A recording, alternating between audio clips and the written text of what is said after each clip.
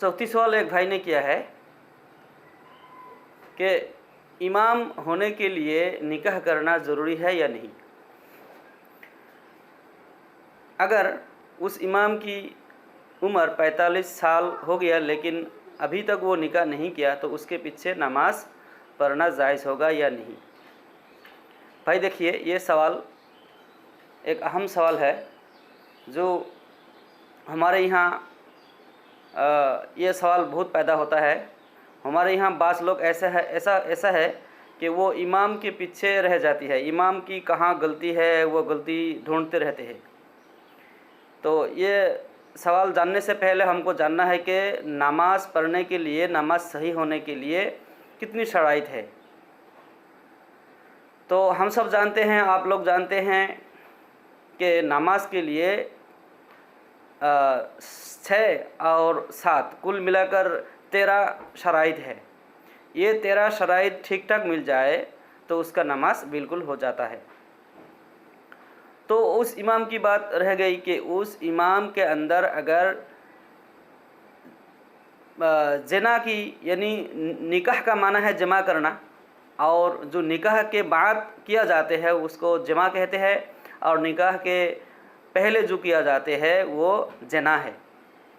जना एक बहुत बड़ा गुनाह है, बहुत अकबरुल कबाइर में से है, और जमा करने से अल्लाह ताला ने उसको बहुत बड़ा वाइद किया है, उसका अज़ाब की बात सुनाई गई है। तो इसलिए इस जना की अलामत अगर इमाम के अंदर मौजूद है, उसके वो अलामत उसमें पाया जाता है तो उस इमाम के पीछे नमाज़ पढ़ना दुरुस्त नहीं होगा।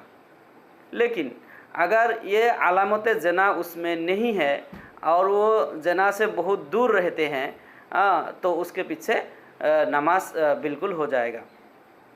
तो इसलिए इमाम की नमाज के लिए निकाह करना ये ज़रूरी नहीं, बल्कि अपने ईमान को बचाने के लिए, ईमान को पूरा मुकम्मिल करने के लिए निकाह एक सुन्नत है।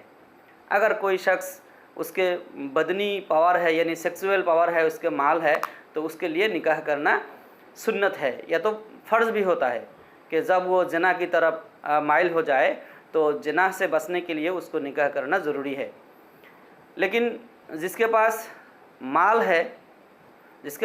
है लेकिन बदनी पावर यानी सेक्सुअल पावर नहीं है, उसके लिए निकाह करना मकरूह तहरीमी है या तो हराम है। क्योंकि निकाह जब करेंगे तो जब वो अपने घर में वो औरत आ जाएगा तो जब उसके साथ रहने के लिए ताकत नहीं होगी तो वो दूसरे जगह में जना के लिए मुब्तला हो जाएगा। इसलिए उसको, यानी उसके औरत, उसके बीबी को जना से बचाने के लिए उसको बिया से रुकना है, उसको निकाह से रुकना है, उसके ऊपर निकाह करना हराम हो जाएगा।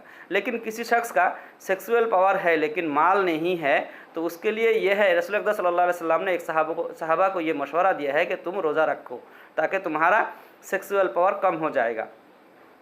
तो सामिईन इकराम, इससे मालूम हो जाता है कि निकाह ये एक अहम तरीन एक सुन्नत है। रसूल अकरम सल्लल्लाहु अलैहि वसल्लम ने इरशाद फरमाते हैं, अन निकाहु मिन सुन्नती मन रगिब अन सुन्नती फलैसा मिन्नी, कि निकाह मेरी एक सुन्नत है, जो शख्स जानबूझकर ये मेरी एक सुन्नत को उसने इनकार किया तो वो मेरे उम्मत में से नहीं होगा। तो इससे साबित हो जाता है कि निकाह ये ज़िंदगी की एक सुन्नत है, लेकिन नमाज के लिए ये शर्त नहीं है। नमाज के लिए जो शराइत बताया गया है, अगर ये सब शराइत इमाम के ज़रिया से, इमाम की ज़ात से अगर बिल्कुल पाया जाए तो उसका नमाज हो जाएगा। लेकिन निकाह की वजह से किसी एक इमाम को ऐसे ज़िल्लत करना ये बिल्कुल जायज़ नहीं। अल्लाह ताला हम सब को कहने के मुताबिक और हदीस के मुताबिक, रसूल अकरम सल्लल्लाहु अलैहि वसल्लम के बताए हुए सुन्नत के मुताबिक हम सब को अमल करने का तौफीक अता फरमाए। और आखिर दावाना अल्हम्दुलिल्लाहि रब्बिल आलमीन। यहाँ से ख़त्म हो गया।